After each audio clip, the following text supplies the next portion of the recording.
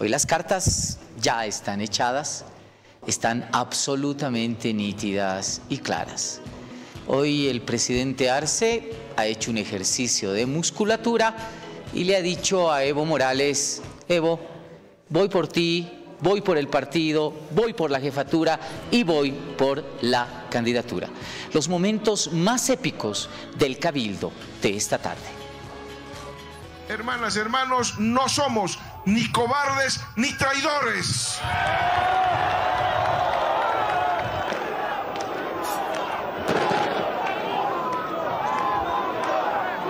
Hermanas, hermanos, esto empieza a construir, a reconstruirse todo nuestro proceso de cambio. Viene todo un trabajo y estamos dispuestos a apoyar, estamos dispuestos a seguir contribuyendo para felicidad de todas y todos los bolivianos. Más, ya somos más, el Catarí te alumbra más, al nuevo alba seremos más, ya somos más, a someternos nunca más.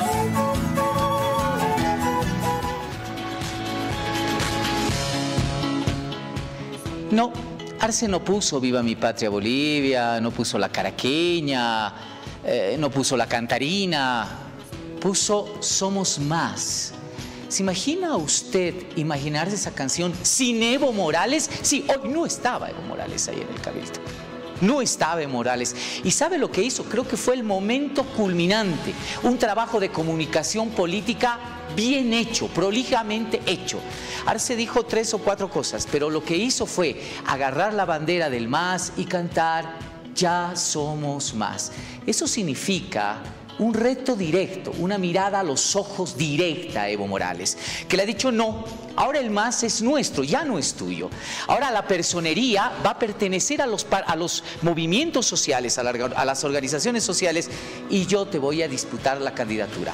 Borramos la hipótesis de que va a haber un nuevo partido, que va a haber un nuevo proyecto político. No, no, no, no.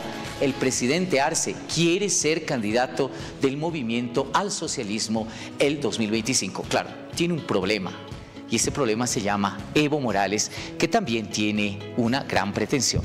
Pero para cerrar este comentario, el presidente ha dicho algo al final que es vital. Esto recién comienza. Por lo tanto, le ha lanzado el guante a Evo Morales y le ha dicho: ven, pelearemos. Esto recién comienza. Pero esto tiene su origen, definitivamente. No hubiésemos pensado en este proceso que ahora parece descomponerse, venirse abajo, sin lo que ha sucedido hace 20 años. Hace 20 años, un día como hoy, el expresidente de Bolivia, Gonzalo Sánchez de Lozada, renunciaba. Enviaba una carta, ¿verdad?, al Congreso de ese entonces, y paralelamente las imágenes de televisión nos mostraban cómo su avión despegaba hacia los Estados Unidos, donde Sánchez de Lozada nunca más ha vuelto a salir. Hace un rato, nuestro compañero Omar Gómez entrevistaba a Aníbal Aguilar, que tenía una posición absolutamente lírica en relación a lo que sucedió y la acción de los movimientos populares en ese momento. Hoy tengo la visión contraria. Tengo el gusto de entrevistar nuevamente en Cartas sobre la Mesa a Luis Eduardo Siles, ex jefe nacional del Movimiento Nacionalista Revolucionario. Chichi. ¿Qué tal, Marcelo? Un gusto, gracias por la invitación y un gusto estar aquí en Cartas sobre la Mesa. ¿Te acuerdas de esto? Sí, por supuesto. ¿Te imaginas esa canción sin Paz Estenssoro? Difícil, ¿no? Sin la imagen de Paz Estenssoro. Claro, es lo que pasa, es el tema de simbología política, ¿no? Esta era la canción donde tú lo veías a Paz Estenssoro levantar la mano. Claro, como la de hoy día, el más, ¿verdad? Que era la canción de Evo Morales, y hoy la tocaron sin él. ¿Hubiese sido posible pensar que tocan esa canción sin Paz Estenssoro en su momento? Bueno, el proceso de Paz Estenssoro de MNR es más largo, ¿no? Los años 50, los años 70, después el 85, son diferentes periodos, pero obviamente el símbolo, el líder, incluso el jefe eterno del MNR sigue siendo Paz Estenssoro, por lo tanto es muy difícil concebir que él esté ausente de una canción o de una narrativa de ese tipo. A ver, Chichi, las nuevas generaciones que en algún momento estuvieron contrarias al gobierno de Evo Morales, etcétera, etcétera, les dirían, dándole un repaso a la historia, ¿qué hicieron hace 20 años? Porque hubiese sido imposible, y es imposible pensar en la existencia de Evo Morales y el proceso de cambio si es que no hubiese habido un octubre negro el 17 de octubre del 2003. Hay tres factores, digamos, externos que explican lo que ocurrió. Uno, había la crisis económica que se denominó asiática, que realmente repercutía sobre la economía del país. La gente veía que la economía está mal, esto los ponía muy nerviosos y de no muy buen humor. En segundo lugar, había un agotamiento de un sistema, sin duda alguna, un cansancio de un sistema. En tercer lugar, Sánchez de Lozada ganó por poco, por muy poco. Pero más importante que esas razones fueron las que hicieron el proceso de sedición y que buscó derrocar al presidente y al gobierno. Aquí hubo mucha gente involucrada, ¿cierto? Incluso hubo recursos de Venezuela, se ha denunciado, del Perú, que no tenía interés en que desarrollemos nuestro gas, y contrariamente a lo que nos dijo este curioso personaje entrevistado antes, el señor Aguilar, lo que hubo aquí es la intención de hacer un golpe de Estado. Se envenenó el alma del pueblo boliviano con una narrativa, no hay que exportar el gas por Chile, nada con los chilenos, nos han quitado el mar. 20 años después, hace una semana, se firmaron 87 convenios con Chile y nos dicen de que vamos a exportar el litio por Chile, y ahora estamos importando gasolina y diésel de Chile por el mismo gasoducto, oleoducto, el que es de Sicacica a Arica, por el cual exportábamos petróleo. Entonces, bueno, la historia es un poquito más complicada de lo que dice el anterior entrevistado. Chichi, me pareciera escuchar a Evo Morales cuando trata de justificar su caída el 2019. Es decir, sí, es una narrativa, fraude, etcétera, etcétera, ¿verdad? Y la víctima soy yo. Y a veces cuando se defiende una posición, te imposibilita asumir una posición autocrítica. Si ese proceso tuvo éxito, el 19 o el de 2003, es porque hubieron causas y porque se abrieron puertas de oportunidad para ello. ¿Qué falló? ¿Qué falló con el MNR? ¿Qué falló con Goni? Para que luego el país entre a un proceso de 20 años que todavía no termina políticamente. Bueno, a Sánchez de Lozada le gustaba decir que la gente cuando experimenta los cambios, los perjudicados se dan cuenta inmediatamente, los beneficiados tardan en darse cuenta. En el caso del gas, que era el tema central de la discusión en 2003, el gas ya se había encontrado, se estaba empezando a explotar, pero todavía no estaba la gran cosecha. La gran cosecha la disfrutó Evo Morales.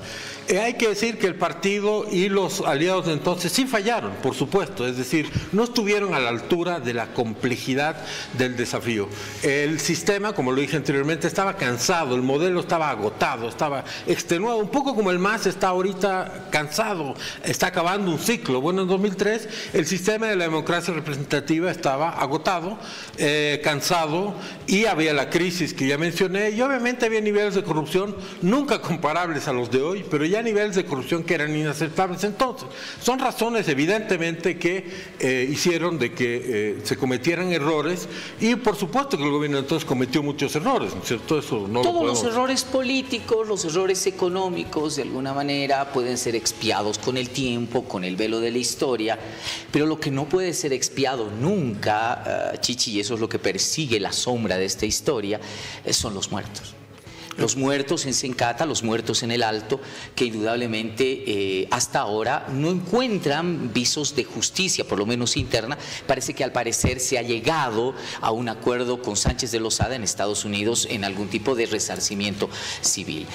¿Por qué llegar hasta los muertos? La gran pregunta aquí, Marcelo, es ¿qué ocurrió? Es decir, Sánchez de Lozada, Sánchez Berzaín, un día se tuvieron una chiripiolca, digamos, decidieron salir a matar a la gente, o las cosas son más complicadas. En el juicio civil que tuvo lugar en Estados Unidos se probó por uno de los expertos balísticos más connotados del mundo que, por ejemplo, yo te doy un ejemplo, la niña Marlene en Guarizata, que es un símbolo, ¿no es cierto?, de las muertes, murió por una bala de fusil Mauser, que no maneja el ejército boliviano, por supuesto, son fusiles muy antiguos. Lo mismo que en Sencati Sacaba, el 2019, existen incluso videos y señalamientos de que hubo lo que se llama fuego amigo, es decir, que del mismo lado de los que estaban protestando dispararon a algunas personas, se ha denunciado a argentinos, cubanos, etcétera, para crear esas víctimas. Y si leemos el libro de Felipe Quispe, que se llama La caída de Goni, él dice explícitamente, nosotros buscamos los muertos para echarle la culpa al gobierno, lo dice más o menos con esas palabras. Entonces, no digo que todos los muertos fueron por eso, pero también ese elemento estuvo presente. Sabemos de que existe la falta de escrúpulos y la ambición de poder tal que existe gente capaz de hacer eso. Yo estoy seguro que lo hicieron en 2003, lo volvieron a hacer en 2019. Sí. Y obviamente se generó un caos, ¿no es cierto? Había gente en la tele, hace 20 años, un periodista en Canal 4 decía, los militares chilenos están dirigiendo a los militares bolivianos para matar al pueblo. ¿No te parece que ese periodista debería estar procesado, por lo menos, que es cómplice, digamos, por decir un ejemplo, ¿no es cierto? Y hay muchos otros, se asusó, se envenenó, se quiso buscar la confrontación, se lo logró y se logró el objetivo que se buscaba detrás de esto, ¿cuál era? Derrocar al gobierno. Parece descabellado, como tú mismo lo has dicho en alguna parte, pensar que todos los muertos, ¿verdad?, fueron producto de tal vez un autosabotaje o algo por el estilo, pero ese es el riesgo, Chichi, cuando se saca en forma desmedida a las Fuerzas Armadas. Le pasó a la señora Áñez, sacó a las Fuerzas Armadas, le pasó a Sánchez de Lozada, sacó a las Fuerzas Armadas, y yo creo que el uso desmedido de la fuerza, desproporcional contra quienes probablemente en gran mayoría no estén armados, es pues ya un hecho y un atentatorio a la democracia, ¿o no? Definitivamente sí, pero si nos imaginamos una situación, por ejemplo, que hay una situación de emergencia, de motín, y viene aquí la gente y quiere linchar a todos nosotros, a ti, a mí, a los camarógrafos, al personal de este canal, etcétera, porque no le gustó algo que sacaron. ¿Quién tiene que venir a defender, digamos, esta situación? Para eso está la policía y en última instancia, si la policía es rebasada, está el ejército, ¿no es cierto? Es la obligación constitucional que tienen de hacer eso. Si el ejército no salía en 2019, yo no sé qué hubiera pasado y todos lo sabemos, porque había gente azuzando el conflicto, que hayan heridos, que hayan muertos. Entonces, bueno, es parte de la obligación constitucional de las fuerzas del orden, lamentablemente, hacer eso. Hace 20 años le vamos a poner un acelerador al tiempo y nos vamos a ubicar ahora, 20 años después. ¿Cuál es tu lectura? Ya a la luz de esos hechos, a la luz de un proceso que también parece tener el mismo destino del MNR, descomponerse, 20 años después, Chichi. Mira, si 20 años después estaríamos diciendo de que el gas se ha multiplicado, que nos va a beneficiar a todos, que nos va a sacar de pobres, etcétera, bueno, pues diríamos finalmente esto tuvo algún sentido. Pero ¿cuál es la realidad? Hoy en día no hay gas, no hay reservas, ya no han no han hecho prospección, no han encontrado, no han reinvertido, se han comportado como el padre de familia que tuvo mucha plata y la gasta, se la farrea, se la roba, etcétera, y después cuando han pasado 20 años, ya no hay plata, ya no hay de dónde sacarla. Eso es lo que han hecho con el gas. Entonces, realmente para mí es un fracaso la famosa estrategia por la guerra del gas. Nos dejó sin gas. La guerra del agua nos dejó sin agua. La guerra contra el imperialismo nos dejó sin divisas, sin dólares. Y la guerra contra lo privado nos dejó sin inversiones, sin propiedad privada, sigue existiendo, pero sin iniciativas privadas. Entonces, todas estas guerras, todos estos discursos, todo este mecanismo de andar encendiendo los ánimos de la gente y envenenando el alma de la gente, realmente no dio ningún resultado. Ahora tenemos que ver qué hacemos de aquí en adelante, pero no va a ser alrededor del gas, porque gas ya no hay. La pregunta básica no solamente es qué hacemos, sino quién lo hace o quiénes lo hacen. Y al parecer el movimiento al socialismo, facción A o facción B, va a seguir teniendo la iniciativa de propuestas, malas o buenas, va a seguir teniendo la iniciativa. Al frente pareciera que no hay ideas.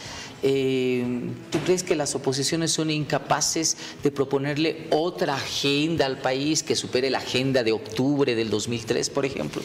Por el momento yo creo que han demostrado exactamente eso. Yo creo que al estilo que Milei dice en la Argentina, a la casta, aquí podríamos hablar de la rosca, ¿no es cierto? La rosca de la mayoría de las oposiciones lo que ha hecho es ser funcional al movimiento al socialismo, participar de la farsa democrática y ser cómplice en cierta forma. Y por lo tanto, dar buenas ideas o decir las cosas de frente al pan pan y al vino vino no está en su agenda. Es decir, bueno, habría que hacerse una nueva capitalización, porque ¿cómo quieres encontrar gas si no tiene los recursos para invertir? Eso es lo que se debería proponer, pero no he escuchado que nadie lo proponga, y los veo a los opositores, con algunas excepciones de diputados, de senadores, algunos jóvenes y otros no tanto, mudos, ¿no es cierto? Aquí no hay nada. Te estoy jalando la lengua al intento, al pan pan y al vino vino, Chichi.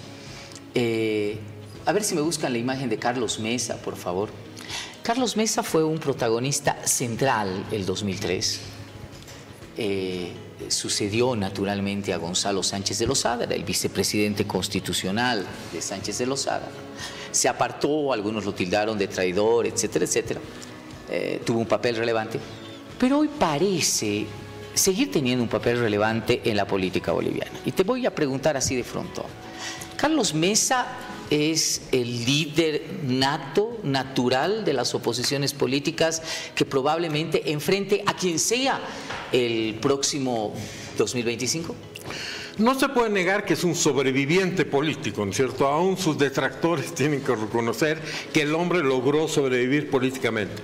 Que en 2003 unos lo califican de traidor y otros dicen que si no hubiera estado, pues aquí hubiera sido una cosa muchísimo más grave, con muchísima más sangre. Eso es un tema especulativo sobre la historia. Esto dicho, el 2019 y el 2020, Carlos Mesa no defendió lo que tenía que defender, no se defendió a sí mismo, no defendió su voto. ¿Estaría en condiciones de hacerlo el 2025? Yo francamente tengo más dudas que confianza de que lo podría hacer. Además, su primera declaración recientemente sobre el tema de la unidad, es decir, no hay que unirse, veremos con quién, etcétera. Entonces, esa ambigüedad yo creo que ya no le puede pagar, electoralmente hablando, y por lo tanto no creo que esté en condiciones de hacer demasiado ni liderizar el tema como tú lo señalas. Directamente y sin pelos en la lengua, Chichi. ¿El 2003 Carlos Mesa fue considerado un traidor?